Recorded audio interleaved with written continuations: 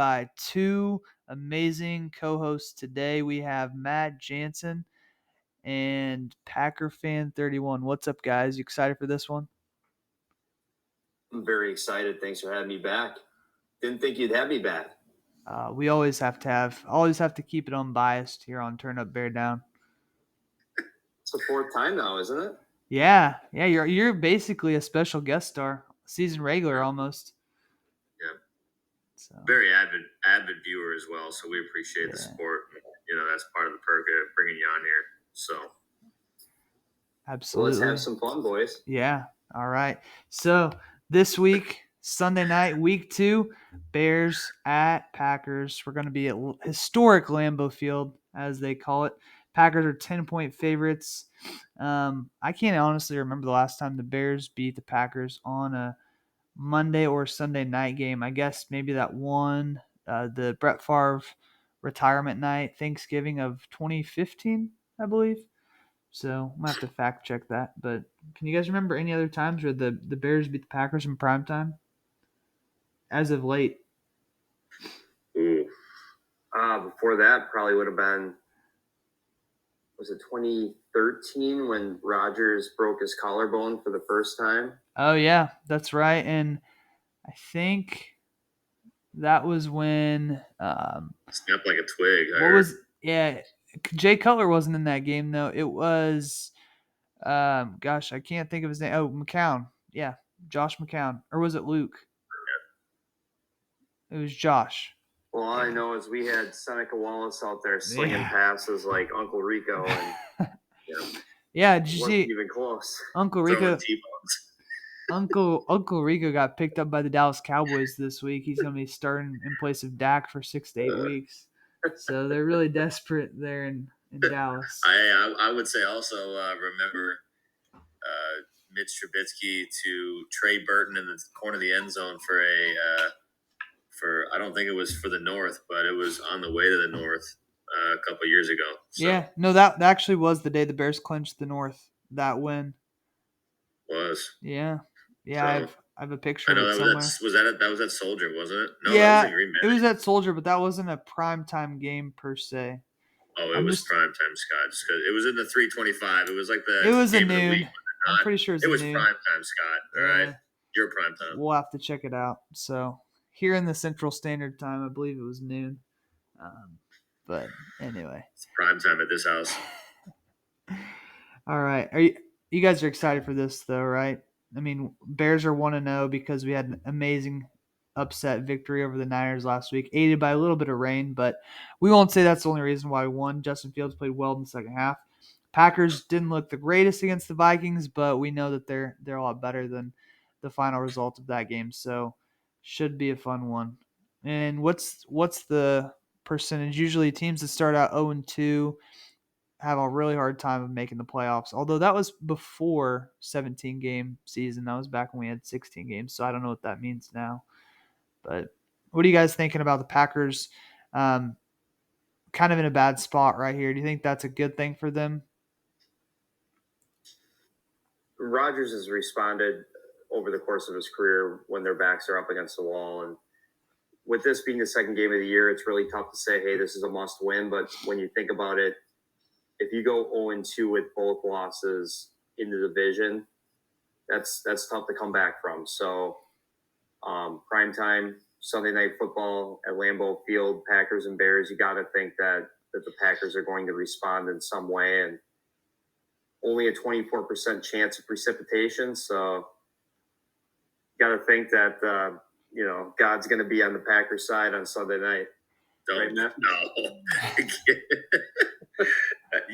God needs to leave this game alone because you guys have been fun. No, I would agree. I mean, Green Bay is vulnerable, but they still have the better roster. They have the better quarterback. So, you have to kick Aaron Rodgers time and time again in the nuts, and it's the only way to beat him. Is just you got to continue to knock him down, get pressure on him. So. Yeah, Green Bay probably needs it more because they're picked to win the North. I don't know. I think the first half probably tells you. First half either gets us the separation or in a spot where we win the game or lose the game. So Yeah, absolutely. And like we were talking about before the show, in our pre-show show, we were talking that the Bears Packers game last year, the Sunday night one, the Bears were up 27-21 at halftime and didn't work out. The Packers came right down the field, scored a touchdown, scored another one, and I think, eventually won like 45 to 30 or something like that, but Bears couldn't quite get it done. So, let's talk about some of the players to watch. So for the Bears, we're looking at Fields again. He didn't have the best game, but in that monsoon of a game, nobody could do too much. He did find a couple of open receivers and lead the Bears to victory.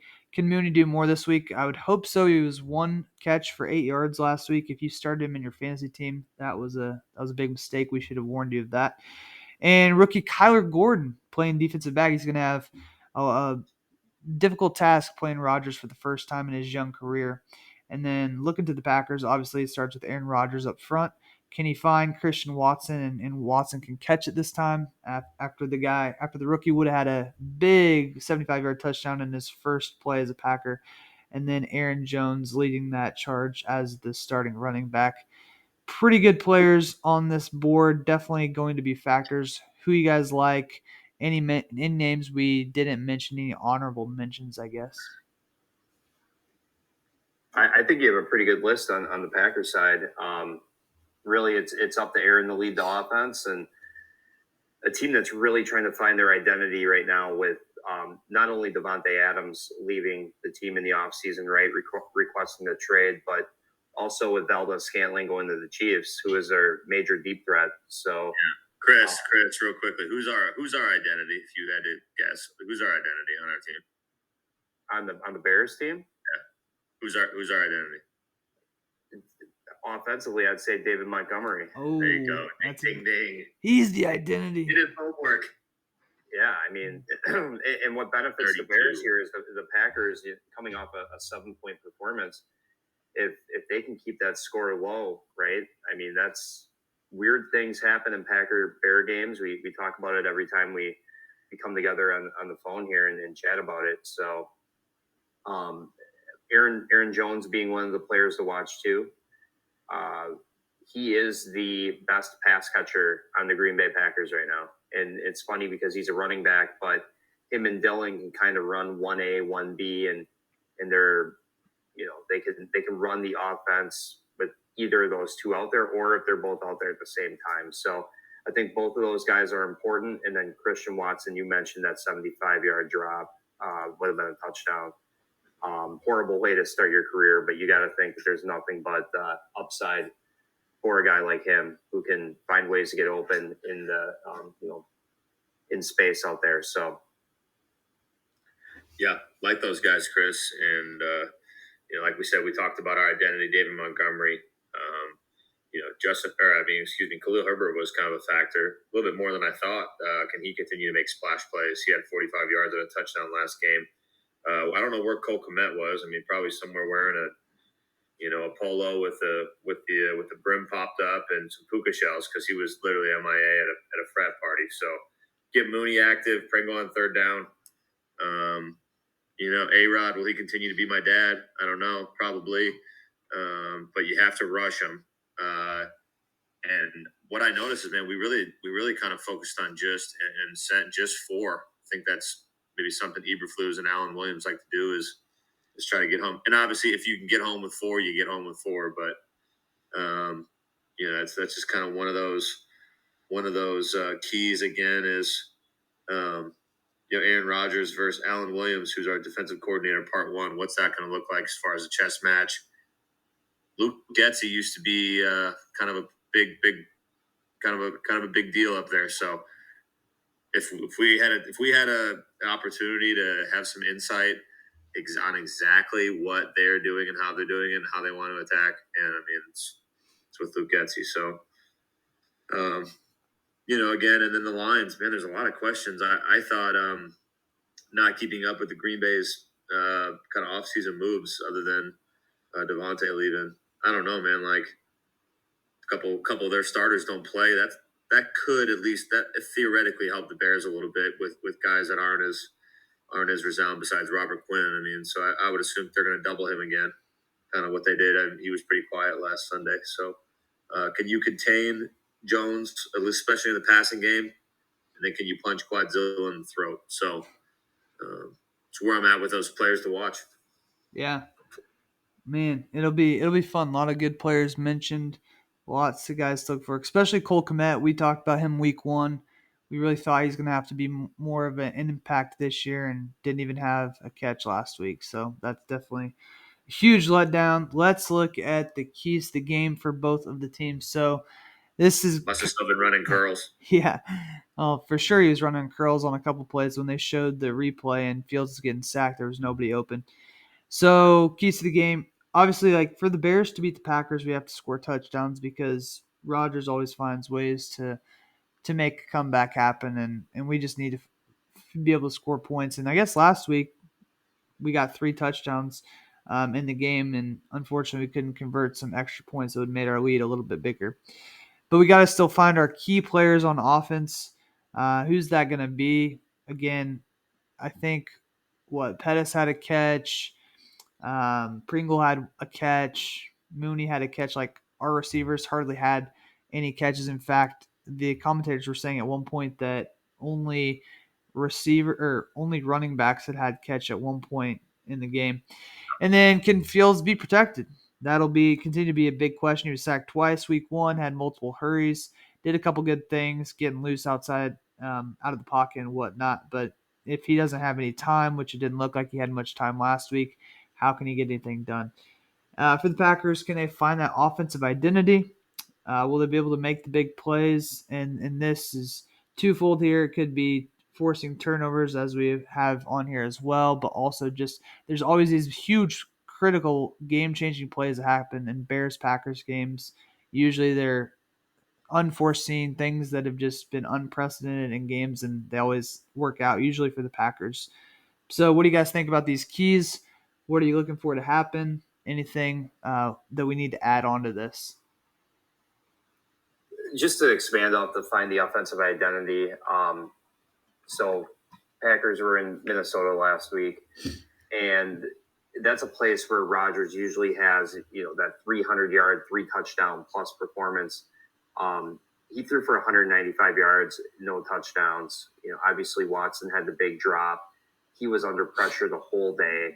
Offensive line is not looking good coming into the season. As Matt alluded to, there's a lot of injuries. Jenkins and Bakhtiari are back from their injuries. But also with that, Hanson's on the injury list, and he just had a brutal performance on Sunday. And John Runyon's questionable, and if he can't go, that's one of your guards that you're down. So they're really, I literally had to consult the roster to figure out who some of these guys were last week, and that's not good. Make big plays, haven't made one yet this year, right? And then the defense is really the only area for the Packers that is not a question right now. They had a kind of a rough performance, giving up 23 points to Minnesota last week, but going up against a premier receiver like Justin Jefferson, they don't have that kind of a weapon in Chicago. So hopefully they can figure it out. And Subtle. Yeah. But true. I would say Rodgers' line health. How much time is he going to have? How much time is Justin Fields going to have? Because I think if we're not getting open at a great clip, if we don't have the playmakers, and then if we don't have the time, I mean, it just has a lot of variables that are going to go against an offense that's still trying to find out, what they're capable of. Is Jair going to be able to shadow Mooney this week? He was not able. I don't know if those defensive meetings, he's just kind of like, see, coach, did you see? I mean, obviously he didn't. He's not going to, but that's not how they handle business. But what's their plan? I think if I were the Packers and I had to worry about really anybody on our team, beating us, it would be Mooney, maybe Pringle on third downs, short yardage. The two stables, the Herb and Monty, having to stop them. I think Cole Kmet has been proven that he's not necessarily a consistent threat yet, but and like I said, Scott, you said we have to score touchdowns. touchdowns, not just scores. And again, hoping that Santos has a bounce back game, hits a couple kicks if we do need it late. Can we effectively run the ball enough to help Fields? That's going to be a big one. So, and again, can we build on the rhythm from last week? So excited. I think for us just to win last week, I think helps maybe hopefully our young offense, young team, young core just kind of start to build chemistry, whether it be right now or for later in the year or in the years to come. So the Packers look different now, don't they, Chris? This is a new look Packer team, and this is supposedly kind of a new look Bears team. So two fresh, clean slates, and like I said, we obviously hope, and we're banking that it's a really good back and forth competitive game. Yeah, last thing I want to add on this too is if John Runyon cannot play on Sunday, the guard that has to start in his place, his name is Zach Tom, number 50, wearing AJ Hawk's number 50 that should be hanging from the rafters, and a guy with two first names. So exactly, maybe at Iowa. We can move on. That's a disappointment, honestly. So hey, I have two things real quickly too, Scott, just because I want to cut you off. First off, I mean the Packers at -10. I'm taking the +10 on the cover for the Bears all day, just because I do think that I'm just going to say close the gap as far as like right now between these two teams. I think we have a shot for this to be a close game. The other side is the Bears offensive points scored is like at 14.5. I think it's reasonable, so we could get 17 points whether we win or lose. So those are 2 points. Second one, probably more importantly, just now realized Tunyon rhymes with Runyon. So it's quite the combination you got down in the trenches. The Runyon Tunyon kind of battery ram there. So we haven't talked about Tunyon or his meat company. So just thought I'd plug that. And here's a guy who has a last name that sounds like another guy on this team. That's crazy. That is absolutely nice, astounding. Chris. So, all right. It's CC. Let's get into some specific predictions here. And so I'll ask and you guys respond, okay? Fields, 200 yards. Does he get exactly 200? Oh, 200 over or under. What do you think? I'll go under slightly. I agree with Matt there. Under. Yeah, he really hasn't thrown for over 200 yards in many of his games. I feel like, though, if let's say this game works like a lot of Bears-Packers games at Lambeau on a Sunday night, Bears get down, Fields is just throwing the ball because we got to throw. He might end up getting over 200. So I'll take over 200. What about Bears defense getting an interception? So Rodgers has one this year, but he has not thrown, but I think 2 against the Bears in quite a bit of time. There's been a couple drops of picks that should have been there, but a lot of drops of picks. like crucial picks that could have won games like 4 years ago, week 1. Amos, that's the name one. Yeah, I'm gonna say no, just because they're just going off previous. I just think he's just too smart with the football, and unless, and again, we're not playing at Soldier where it's where a City Park is comparable to it. So I'm gonna say no on that one. I agree. I don't think he will. Chris he's agreeing right now. 2 agreeable right now. Yeah, I'm going to say he's not either, just because last week he threw one against the Vikings, and I think he's going to play a smarter game, limit interceptions. All right, David Montgomery, over or under 100 yards? Is this total? Yeah. Oh, what should – let's go rushing. Rushing only. I don't – if it's total, I'd say over. It wouldn't be by much if it was, but – yeah, I'm going to say under, especially rushing yards. I just don't – he hasn't had a lot of 100-yard games. I don't know. Green Bay, I think, was middle of the road, I think, last year in run defense. But I don't know. What did Dalvin do on last Sunday, Chris? Like, what did that look like? The Packers gave up 126 on the ground last week. Okay.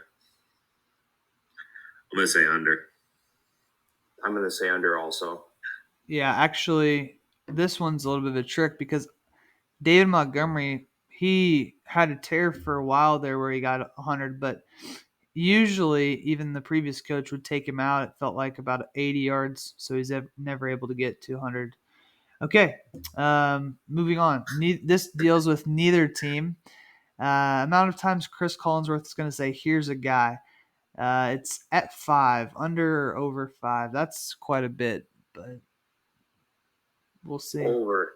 Over. Oh, Hell yeah. Over. maybe 15. Wow.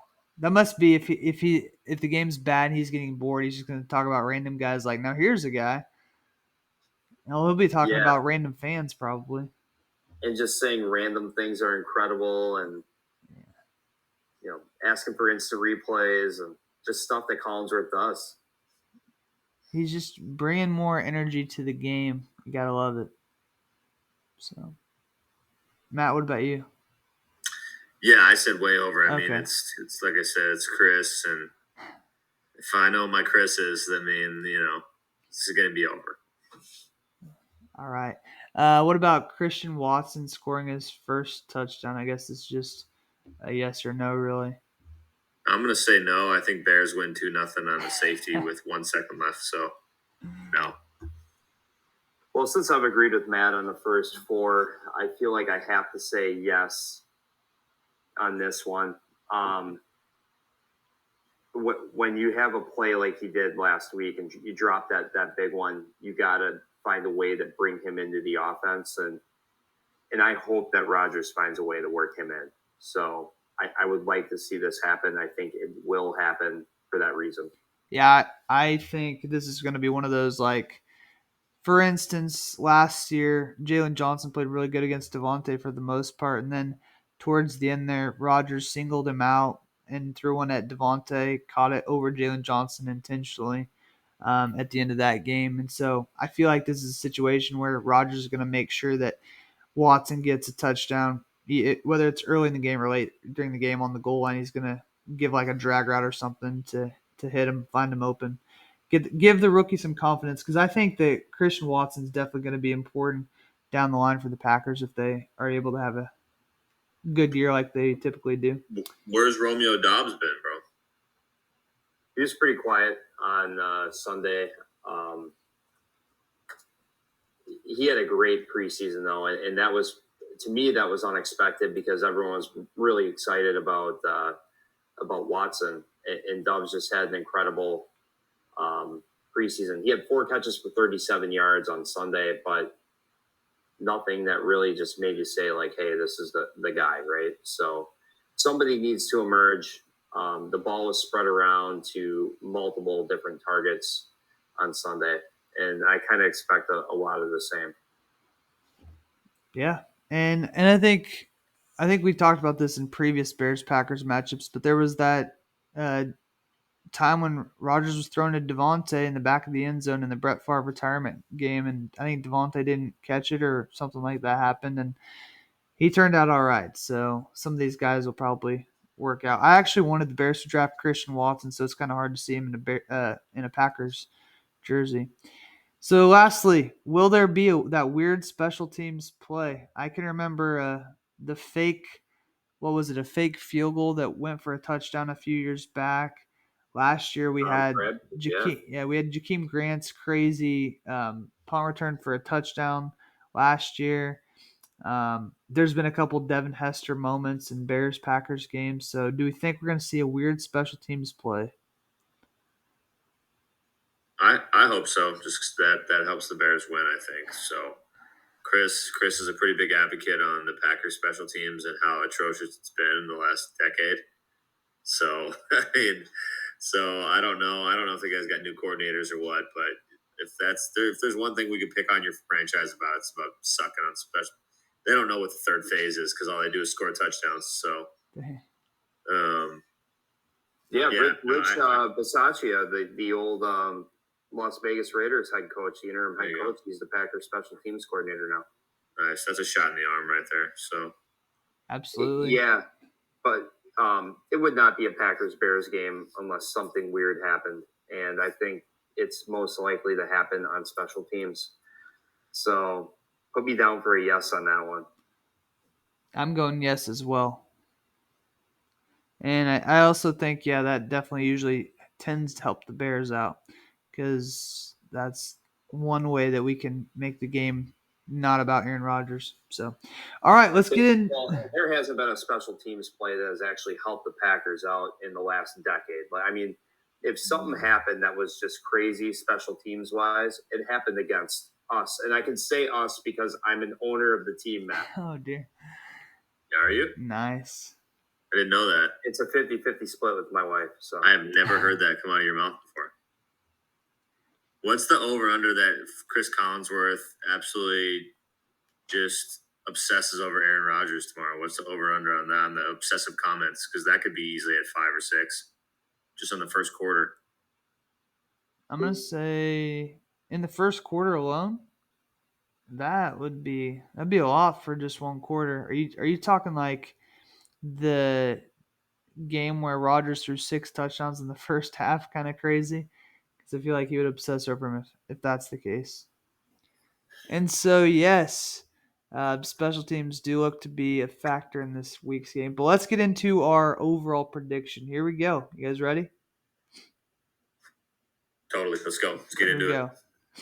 And I'm picking the Packers 27-21.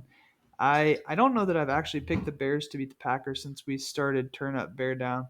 But I think, just history of this series tells us that when the Packers come off a bad loss and they play the Bears next, it doesn't work out well for the Bears. And typically, the Bears just struggle in Lambeau or even against the Packers. Did a little digging, and the Bears lost 6 straight in the series. So what are you guys predicting is going to happen? I think the Packers win. I don't think it's going to be a high-scoring game by any means as the Packers try to figure it out. I think it's going to be kind of a struggle in that regard, but the Packers defense will allow it to, for them to stay in the game. So I think it's going to be something closer to maybe like a 24-10 type ball game. Yeah, no, I'm not surprised there, Chris. I'm not surprised at all that you feel confident, and you should. I had a prediction here, but I'm going to go ahead and just do a 180. Uh-oh. I'm going 2017 Bears here. Wow. Stick a fork in Green Bay. Stick a fork in that dynasty. Stick a fork in Aaron Rodgers and his man bun and twirl it. Oh, he cut his hair. Hopefully he did. So now, yeah. Yeah, he looks. Look it up. It's something special. It's very trendy, very modern, very hip. I think we just absolutely just rain on the parade, the comeback parade, and the home opener, and like I said, not that we're going to win the division, but I think we can steal a win like this when Green Bay is as vulnerable as they are. We will have to play better than we played in that San Francisco game on offense, but it's the NFL, man. You know, man. Yeah, and I think